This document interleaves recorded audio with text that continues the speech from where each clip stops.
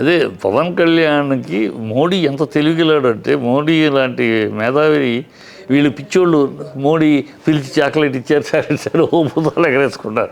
మోడీ మామూలుగా మన ఫంక్షన్స్లో ఏం చేస్తాం, చిన్నపిల్లలు ఉంటే చాక్లెట్ ఇస్తే చిన్నపిల్లడికి చాక్లెట్ బిస్కెట్ కూర్చో అంటాం.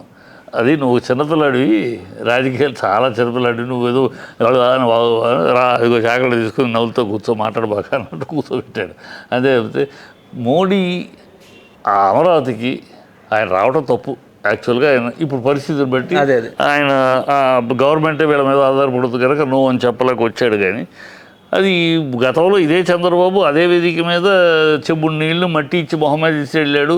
ఈయన ఈ దేశంలోనే ఉండటానికి పనికిరాడు, నానా పిచ్చివాగుడు గాలివాగుడు, టెర్రరిస్ట్ కన్నా మోసం, నా కార్యకర్త కన్నా వేసి ఈదో పిల్లల్ని చూడలేనాడు. ఇన్ని అన్ని రకమైన అడ్డమైన వాగుడు వాగాడు. ఆ నోర తాటిపట్ట అదే నోటితోటి వాళ్ళ ఆ మోడీని పొగుడుతున్నాడు. ఆయన అవసరం పొగుడుతున్నాడు. 60 కోట్లు ఈ నిన్నగాక మొన్న అది అవటానికి ముందు కూడా ఇది సెల్ఫ్ ఫైనాన్స్ అని మాట్లాడాడు వాళ్ళ మంత్రులు. సెల్ఫ్ ఫైనాన్స్, దీనికి ఏం రూపాయి అవసరం లేదు. సెల్ఫ్ ఫైనాన్స్ మొత్తం సెల్ఫ్ ఫైనాన్స్ డబ్బులంతా ఎక్కడ ప్రభుత్వ స్థలాలు అమ్ముకుంటే వచ్చేస్తాయి, అడవితోటి కట్టేస్తారు. మళ్ళీ ఇది ఎందుకు?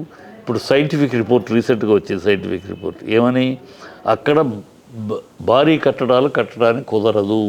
భారీ ఈ గ్రాఫిక్స్లో చూపించారు ఇంత కట్టడాలు, అది ఏమీ కట్టడానికి కుదరదు.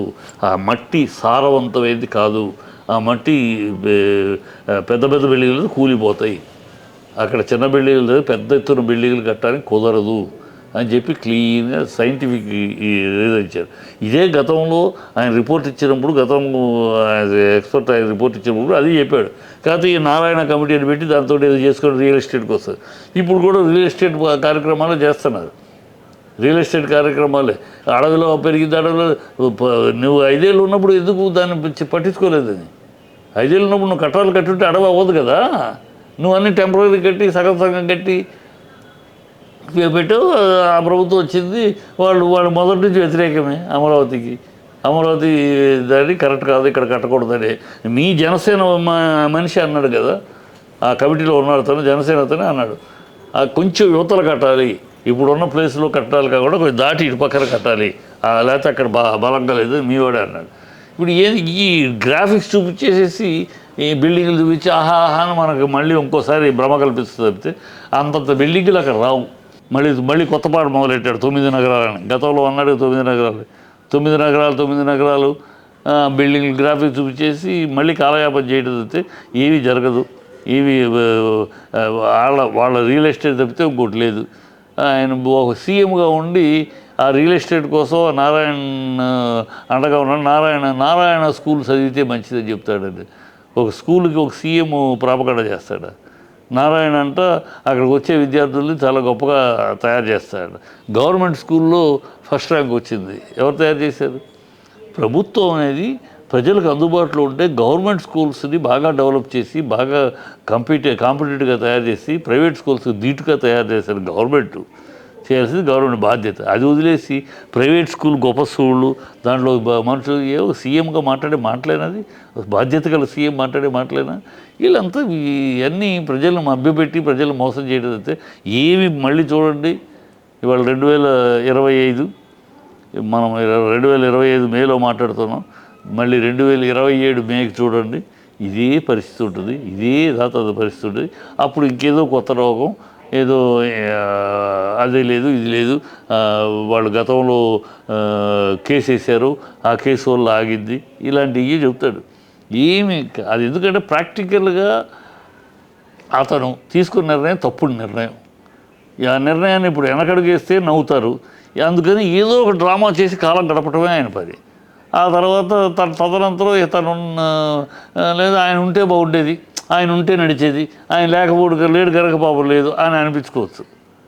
ఇలాంటి డ్రామా తప్పితే ఇంకోటి ఏం లేదు. గతంలో పవన్ కళ్యాణ్ కూడా అన్నారు కదా సార్, పాచిపోయిన లడ్డూలు ఇచ్చారని చెప్పి. ఇప్పుడు అదే పాచిపోయిన చాక్లెట్ ఇచ్చారా? ఇప్పుడు పాచిపోయిన చాక్లెట్. అసలు చాక్లెట్ ఇచ్చిందని గొప్పగా చెప్పుకుంటే సిగ్గుండదు వీళ్ళకి. చాక్లెట్ ఎవరికి మీటింగ్లో చిన్న పిల్లలకి అంటే మోడీ నేను ఒక చిన్న పిల్లోడుగా అభివర్ణించాడు. ఇదో చాక్లెట్ తింటూ కూర్చో అని. అలా చేయక చాక్లెట్ తిను అలా కూర్చోబెట్టాడు. ఇది దాన్ని కూడా చాక్లెట్ ఇచ్చాడు, ఏంటి బంగారం ఇది ఇచ్చాడు వీళ్ళకి. అంటే వీళ్ళ కుడిపిస్తే పడకండి రాక రాక అయిపోయింది, ఏదో అయ్యాడు, ఎమ్మెల్యే అయ్యాడు, ఇక అదే దాని మీద అదే పెద్ద హీరోయిజం అనుకుంటున్నాడు. అందుకని నోటికి వచ్చాడు మాట్లాడు, ప్రజల్లో కామెడీ అయిపోయాడు. ప్రజల్లో పవన్ కళ్యాణ్ అనేవాడు ఒక జోకర్ అయిపోయాడు.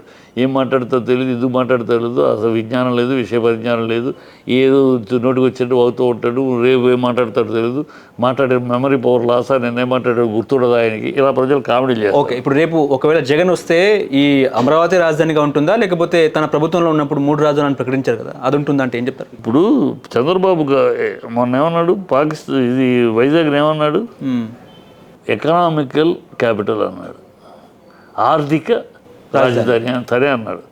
అదే జరుగుతుంది, ఆర్థిక రాజధాని. ఎందుకంటే ఎప్పుడు కూడా ఒక రాజధానికి ఒక సముద్ర తీరం, ఒక ఇంటర్నేషనల్ ఎయిర్పోర్ట్, అది ఓడరేవు ఉంటుంది, ఓడరేవు ఉంది. వైజాగ్ అంటే ఓడరేవు ఉంటుంది, ఒక సముద్ర ఇంటర్నేషనల్ ఎయిర్పోర్ట్ ఆల్రెడీ ఉన్న ఎయిర్పోర్ట్ని ఇంటర్నేషనల్.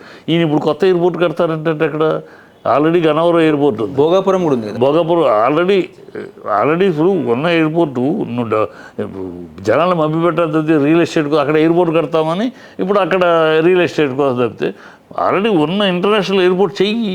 గన్నవరాన్ని గవర్నర్కి స్థలం ఉంది, గన్నవరానికి ఉన్న స్థలాన్ని వాడుకో, ఇంకా బ్రిబస్ దాన్ని ఇంటర్నేషనల్ ఎయిర్పోర్ట్ చెయ్యి. ఆల్రెడీ ఉన్న దాన్ని పక్కన పెట్టేసేసి దాన్ని ఏదో గోడౌన్ చేసి కొత్త ఎయిర్పోర్ట్ ఇంటర్నేషనల్ ఎయిర్పోర్ట్ కడతారట. తమిళనాడులో కట్టలేదు, తమిళనాడు ఉన్న ఎయిర్పోర్ట్ని ఇంటర్నేషనల్ ఎయిర్పోర్ట్ చేశారు.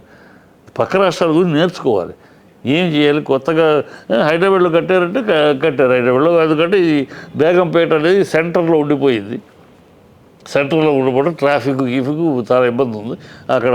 ఆ సెంటర్లో ఉండడం వల్ల సెంటర్ ఆఫ్ ద సిటీ అయినాక ఇప్పుడు అక్కడ పెద్ద బిల్డింగ్లు కట్టలేరు, వాణిజ్యంగా ఇబ్బంది వస్తుంది. అందుకని హైదరాబాద్కి మార్చారు. ఒక రీజన్ ఉంది. నీకు ఇక్కడ ఏం రీజన్ ఉంది? గన్నవరం ఒకటే, అక్కడైనా ఒకటే కదా.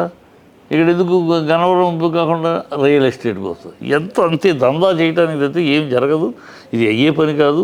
అక్కడ అమరావతి అనేది అమరావతి వస్తుంది. నీ మనవలు నా ముని మనవలు కూడా వస్తుంది. ఇదే స్లోగన్. రాష్ట్రానికి రాజధాని లేదు, రాజధాని లేకుండా చేశారు అని నిన్నటిదాకా బీజేపీ తిట్టారు. ఇప్పుడు ఆ బీజేపీ సంఖలో చేరారు. ఒకళ్ళని కూడా పిసుక్కుంటున్నారు, పొగుడుకుంటున్నారు. మరి చేయొచ్చు కదా, స్పెషల్ స్టేటస్ తీసుకురావచ్చు కదా. పసిపోయిన లడ్డు స్పెషల్ స్టేటస్ మోసం చేసింది అన్నారు, ఇప్పుడు కలిసి ఉన్నారు కదా, స్పెషల్ స్టేటస్ తీసుకురావచ్చు కదా. వైజాగ్ స్టీల్ ప్లాంట్ అమ్మకుండా అడ్డుకోవచ్చు కదా, ఏం చేయొచ్చు కదా. ఏమీ చేయరు. వీళ్ళకి వాలంటీర్స్కి 10,000 మీది, నా ప్రాణం అడ్డేస్తాను, మీకు కడుపు కొట్టని నేను పిచ్చ డైలాగులు వాడాడు కదా, సినిమా డైలాగులు. ఏది వాలంటీర్ సంగతి ఏమైంది? అన్ని గాలి మాటలు, గాలి అబద్ధాలు, చిల్లర మాటలు, చిల్లర అబద్ధాలు ఆడి జనాలను మోసం చేసి మభ్యపెట్టి వచ్చారు. జనాలు ఈసడించుకుంటున్నారు, జనాలు తిట్టుకుంటున్నారు. సమయం వచ్చినప్పుడు సమాధానం చెప్తారు.